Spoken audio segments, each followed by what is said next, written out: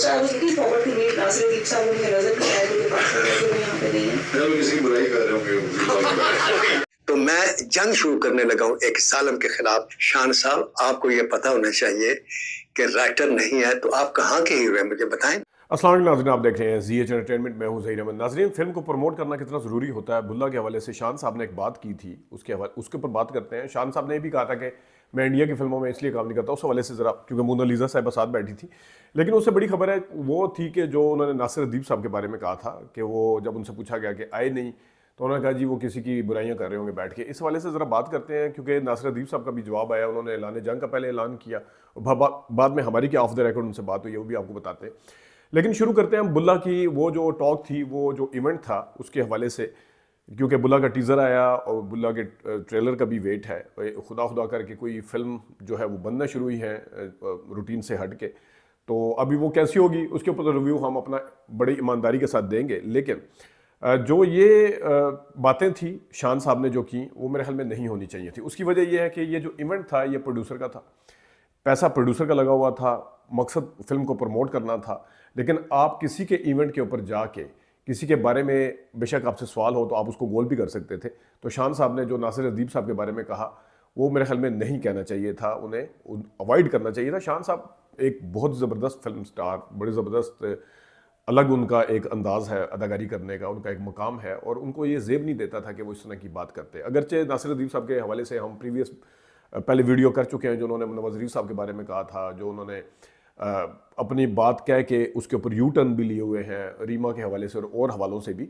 तो ये उनको भी सोच समझ के बात करनी चाहिए। लेकिन अगर शान साहब को उनसे कोई शिकायत थी या कोई था, अलग से टॉक करते, अपनी कोई करते, उसके अंदर बात कर लेते कि देखें ये नासिर अदीब साहब ने बात की है। लेकिन किसी के इवेंट के ऊपर जाके अपनी स्कोर सेटल करना, अपना स्कोर सेटल करना किसी के साथ, ये मेरे ख्याल में ज़ेब नहीं देता। और फिर न सिर्फ उन्होंने ये बात की थी, बल्कि उन्होंने एक और बात भी की थी कि जो मैं इसलिए इंडियन फिल्मों में काम नहीं करता।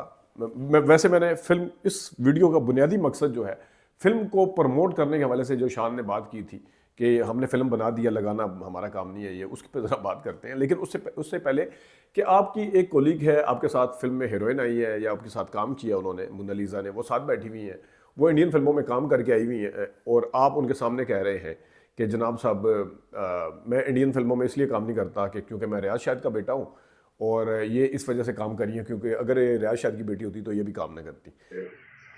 मैं इनका काम इसमें नहीं करता कि मेरे वालिद का नाम रियाज शाहिद है। अगर इनके वालिद का नाम रियाज शाहिद है तो भी नहीं करती।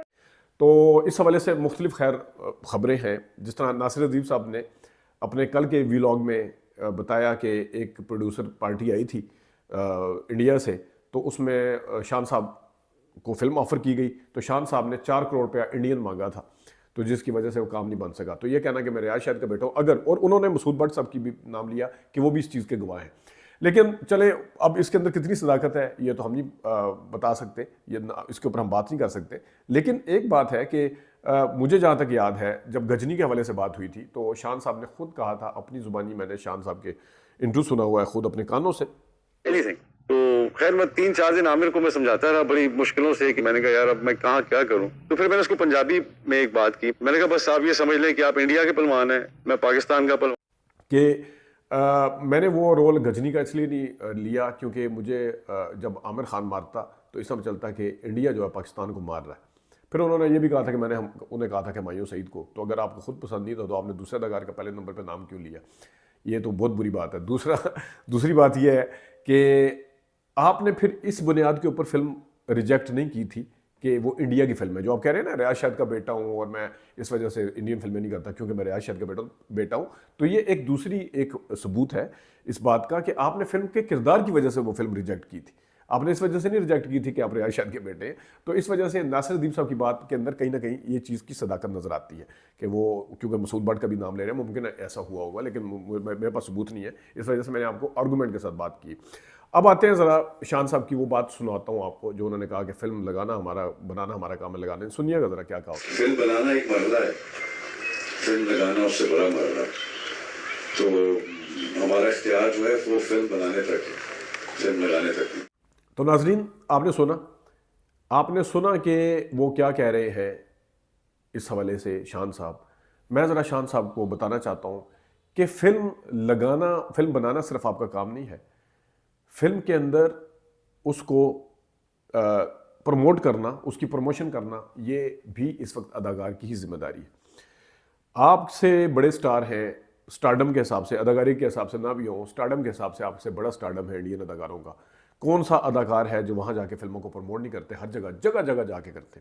मैं आपको शाहरुख खान की मिसाल देता हूँ, जो नई फिल्म आई थी ना दिल वाले, एक तो पुरानी अजय देवगन की है, नई फिल्म आई थी तो दुबई के अंदर उन्होंने सहर लोधी को और हामिद मीर को और सनम जंग को, यहाँ पे जो यहाँ के टीवी आर्टिस्ट हैं, टीवी एंकर हैं, उनको तो इंडिया में तो कोई नहीं जानता ना, वो इतनी बड़ी मार्केट है, वो इतनी मार्केट के लिए भी इंटरव्यू देते फिर रहे थे।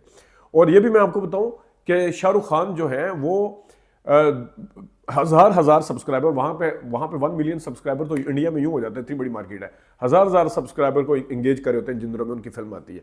और ये भी आपको बताऊं, फिल्म ना भी आ रही हो तो ट्विटर के ऊपर वो कितना इंगेज करते हैं, उसकी कुछ झलकियाँ भी हम आपको करवा देंगे कि वो उन्होंने 1 घंटा आधा घंटा मुख्तस किया होता है, उनसे ज़्यादा तो कोई बिजी नहीं है। वो बिजनेस के अंदर वो हैं, वो एम्बेसडर वो हैं मुख्तलिफ ब्रांड्स के, वो बाहर जाके शोज़ वो करते हैं, अवार्ड वो करते हैं। कौन सा ऐसा काम है जो शाहरुख खान साहब नहीं करते?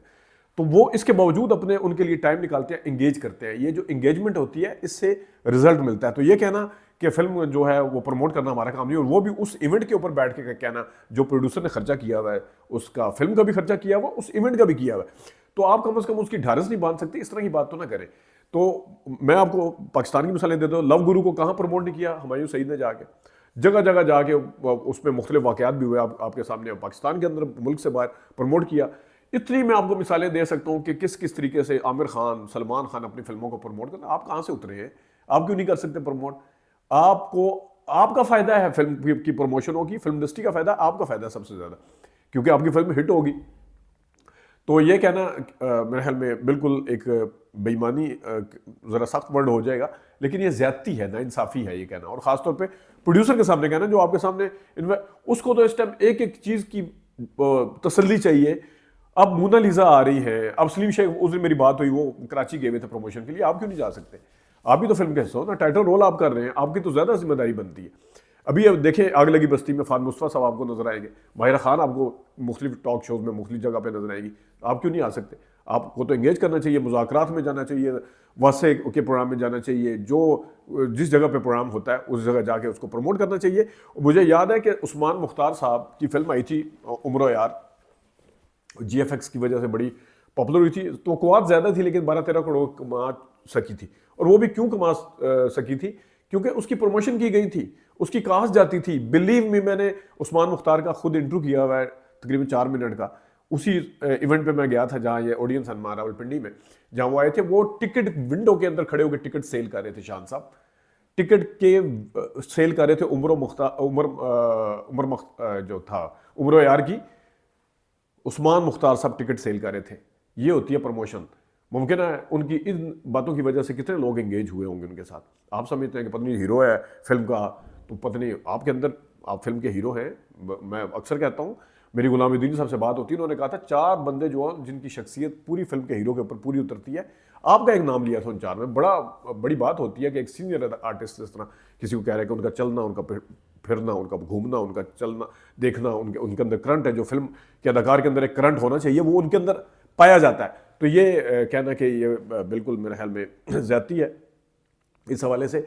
और दूसरी तरफ नासिर दीप साहब हैं, वो भी इस तरह के, उनसे मेरी खैर बात हुई, उन्होंने कहा कि अभी क्योंकि हमें मना किया किसी ने इन बीच बचाव कराने के हवाले से भी, तो मैं इस हवाले से भी बात नहीं करूँ। बहुत अच्छी बात, आपको ये करनी भी नहीं चाहिए। इस टाइम आप टीम की सूरत में जाएं। और आप ये कह रहे हैं ना कि फिर मैं वहाँ इसलिए नहीं जा सका, मैंने कहा बस मैंने फिल्म आप बना दी, लगा दी, प्रमोट आप खुद करें, मैं नहीं जाता।